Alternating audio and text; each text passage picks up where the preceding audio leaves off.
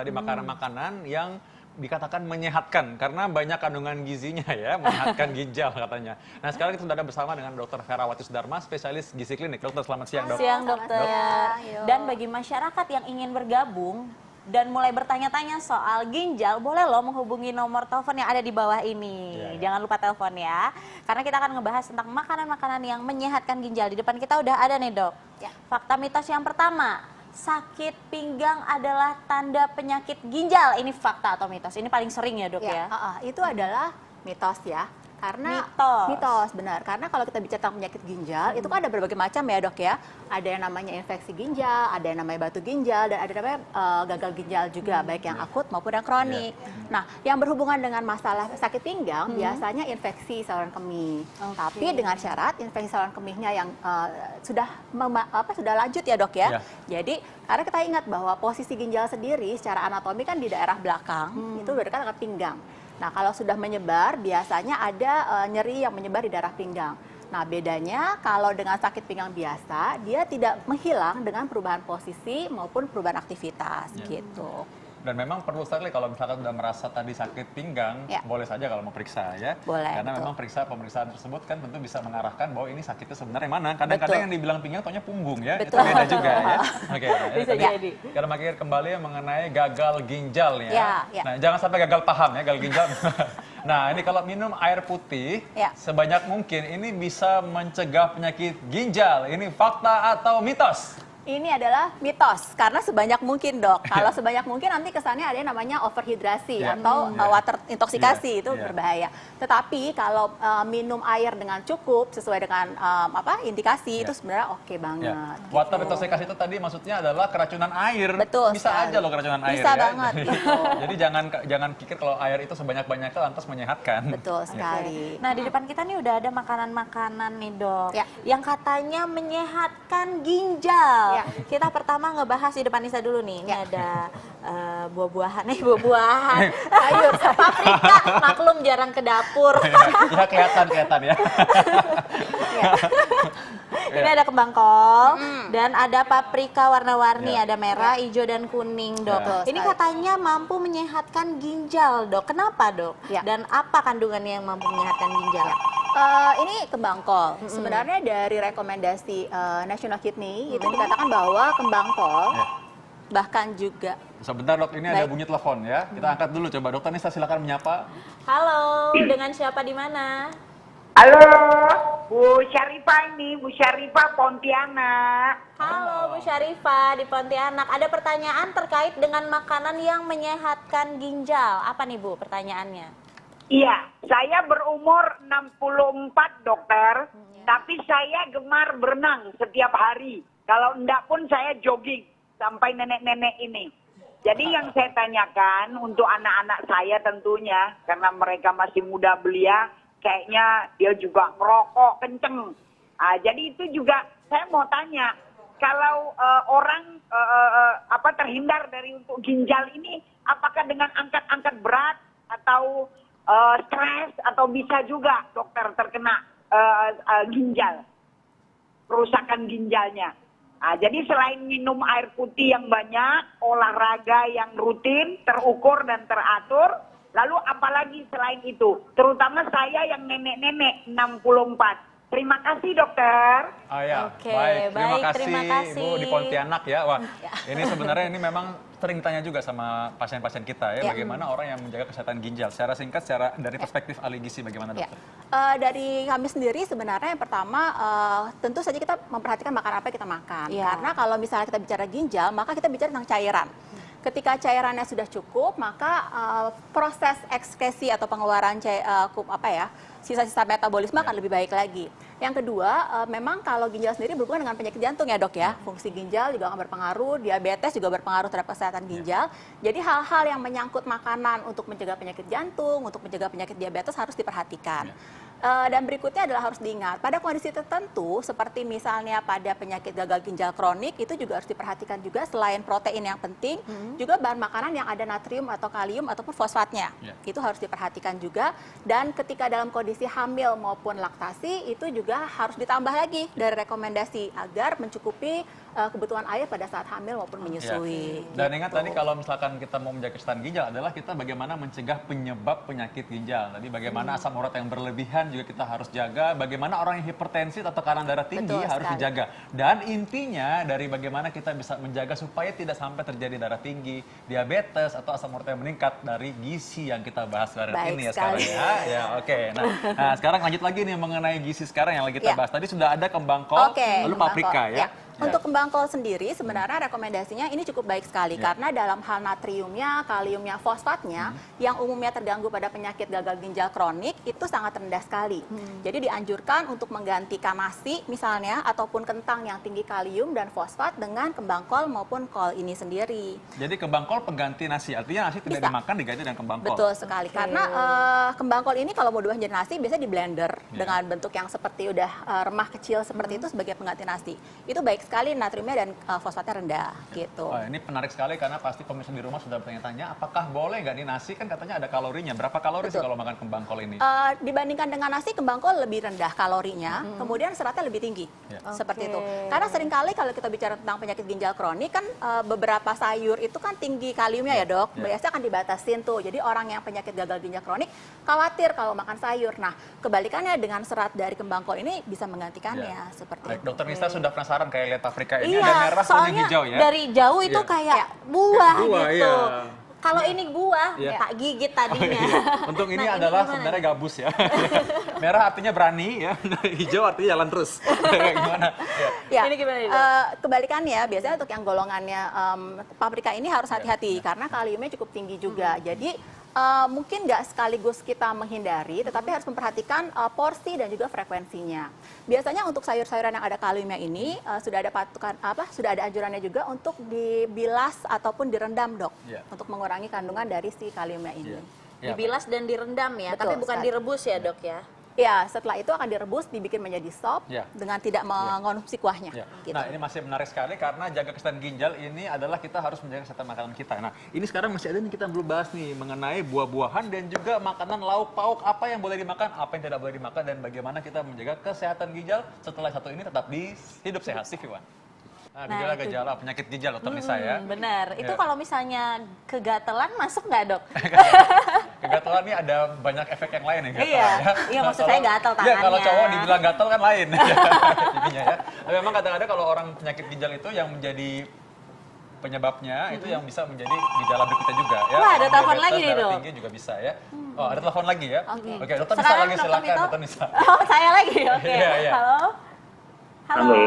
Iya, dengan Bapak siapa di mana? Dengan Bangka dari Batam. Oke, Pak, ini ada pertanyaan apa buat dokter kita hari ini? Iya, saya pernah mengalami sakit ginjal. Ya, udah 2 tahun, 1 tahun lebih lah gitu. Tapi memang sekarang udah berkurang gitu. Apakah karena pengaruh memang saya banyak minum air putih sih? Apa karena minum air putih atau gimana ya dok? Kadang timbul, kadang tenggelam ya. Sakitnya itu. Mungkin penyakitnya bisa dijelaskan? Ya. Jadi penyakitnya yang hilang timbul tadi? Iya. Iya. Yang hilang timbul tuh apanya Pak? Rasa nyerinya atau? Rasa sakit dari pinggang. Ya. Halo pinggang Pak. Sebelah. Halo Pak. Iya. Yang hilang timbul tadi rasa sakitnya atau apanya Pak? Rasa sakitnya. Sakit di bagian mana Pak tadi Pak? Karena kalau kencing itu sisa gitu. Oh, kencing sisa. Bapak usia berapa ya Pak ya? Saya usia 50. Jadi kalau malam-malam suka bangun-bangun karena pipis nggak? Ya. Kalau malam hari suka bangun-bangun karena buang air kecil? Iya, suka bangun. Tengah malam bangun. Karena buang air kecil. Oh ya, baik. Iya. Ya. Ya, baik. Ya ini memang kalau orang punya keluar seperti ini, laki-laki biasanya dengan usia lebih lanjut, ya biasanya prostat ya, ada juga masalah prostat. Selain juga mungkin yang lain dipikirnya adalah mungkin batu ginjal juga. Sekarang kita bahas dari perspektif gizi nih sekarang nih. Bagaimana kalau orang yang punya keluhan yang sama, kira-kira dari segi gizi apa yang harus dikonsumsi ya dokter? Ya, mungkin gini, kalau kita bahas tadi, kalau dengar dari ceritanya, arahnya memang prostat, umur laki-laki searah segini. Nah, sebenarnya kalau prostat sendiri kan memang hubungannya dengan hormonal ya. Ketika sudah mulai mengalami masa di mana androgennya mulai berkurang, maka biasanya akan timbullah gangguan prostat tersebut. Nah, kenapa berhubungan dengan ginjal? Karena akan sulit ketika salurannya mengecil karena pembesaran dari prostat tadi. Mungkin dokter Vito mengerti. Nah, kalau gitu apa yang biasa disarankan? Biasanya kita sering menyarankan agar mengonsumsi makanan-makanan yang misalnya tomat untuk membantu prostatnya, menjaga kesehatan prostat. Itu sudah ada penelitiannya cukup baik. Beta karoten dalam tomat itu ternyata membantu bukan hanya sekedar dari antioksidannya, tetapi membantu juga supaya fungsi dari si androgennya juga akan lebih baik lagi. Mungkin itu yang disarankan.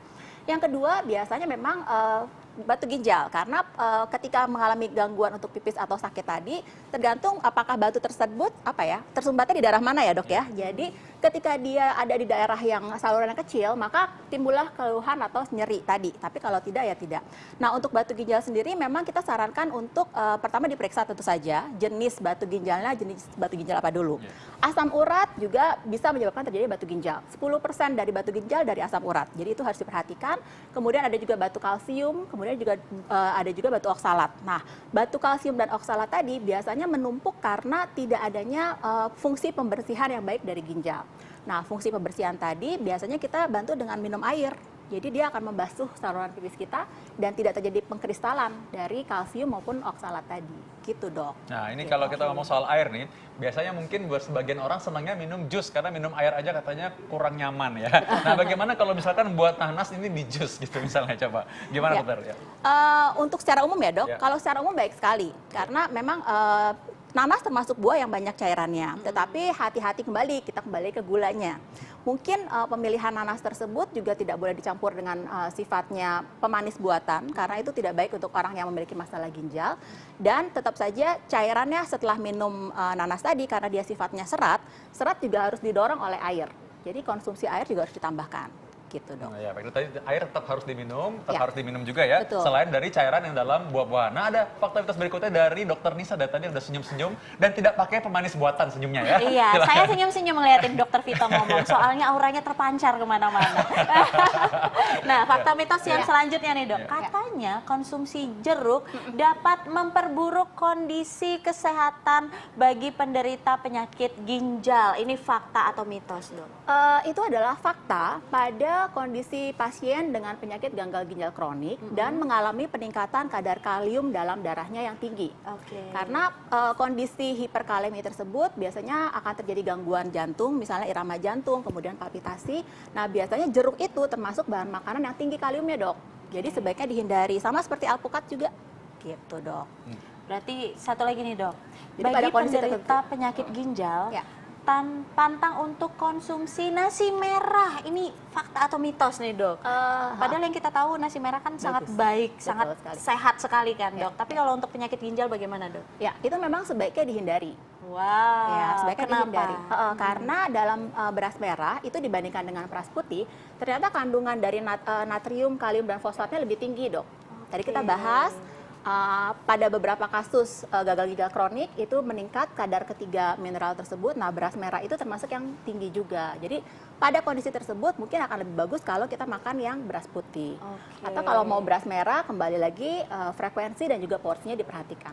Nah, ini nyambung dari tadi ya. Ini selain nanti dokter Vera akan memberikan tips juga, tadi mungkin apa sih yang tidak boleh atau sebaiknya tidak dimakan. Tadi udah terlanjut tadi ada nasi merah juga ternyata ya. Yang lain-lain buah. Ya, sebenarnya gini, ketika kita bicara tentang penyakit ginjal, sebenarnya agak sedikit membingungkan. Karena tadi dokter Vito bilang bahwa kalau penyakit ginjal penyebabnya diabetes, ada juga penyakit jantung, asam urat, jadi itu berpadu. Di satu sisi diabetes kita disuruh banyak makan sayur, tetapi kalau gagal ginjal kronik, sayur kaliumnya tinggi harus dikurangi. Nah, tapi kalau kita bahas secara baik adalah ketika gagal ginjal kronik itu sendiri yang tidak boleh dengan kadar yang mineral yang tinggi, yang tidak boleh yang pertama adalah golongan susu atau produk susu. Karena dia fosfatnya tinggi, Kemudian yang kedua adalah makanan-makanan yang kalorinya tinggi. Itu misalnya tadi jeruk, alpukat, kemudian juga ada juga yang ketiga yang natriumnya tinggi. Misalnya makanan-makanan olahan yang diawetkan itu juga sebenarnya harus dihindari. Kacang juga termasuk. Tetapi dengan syarat ya tadi ya, jika sudah gagal ginjal kronik dan elektrolitnya mengalami peningkatan dalam tubuh. Gitu. Ya, demikian pula nih kalau misalnya kita makan lauk, misalkan ada daging, protein, Betul. batasannya sejauh apa bagi orang ginjal? Ya, protein dibatasi sebanyak 0,8 kg berat badan per kilogram berat badan. Jadi kurang lebih diambil antara 40 sampai 50 gram. Berapa banyak dalam satu potong? Oh, ini gede banget ya. Ini buat sekeluarga dalam seminggu ya mungkin. Jadi gimana? Kalau lihat di sini mungkin sekitar sebesar ini. Sebesar ini itu kurang lebih bisa kita makan sehari 3 kali, pagi, siang, sore. Sebesar ini. Berarti 50 gram, 50 gram. Bagi kira-kira ya. 50 gram. Jadi intinya berarti kalau makan protein itu untuk orang yang punya masalah ginjal boleh makan, tapi memang tidak boleh terlalu banyak tidak ya, boleh terlalu dibatasi banyak. ya. Karena nanti sisanya ya dok ya, ureumnya akan meningkat juga. Karena memperberat kerja ginjal. Baik, terima kasih Dokter Terima Vera. kasih. Sama-sama. Nah, berarti bukan melulu kalau misalnya sakit, aduh sakit kayaknya ginjalnya kena deh. Itu bukan berarti penyakit ginjal, tapi kita harus tetap aware dan periksa ke dokter jika mengalami sakit pada bagian betul. itu. Selain Jadi, medical check up yang tadi dikatakan oleh Dokter Nisa, juga tadi bagaimana asupan gizi juga bisa membantu kita supaya menjaga stand ginjal. Dan juga ingat bahwa olahraga juga penting tadi ya. Nah, itu dia kita akan tentunya. bahas terus nanti mengenai olahraga dan bagaimana pola hidup yang baik untuk hidup sehat di TV One. Ya, nanti selanjutnya tiap hari apa Dokter Nisa? setiap hari Senin sampai Jumat jam 1 sampai jam 2 siang. Dan jika Anda terlalu menyaksikan, Anda bisa juga baca di viva.co.id dan juga Anda bisa download TV One Connect. Saya Dr. Vita Damai. Saya Dr. Tengku Anissa. Indonesia, Hidup sehat.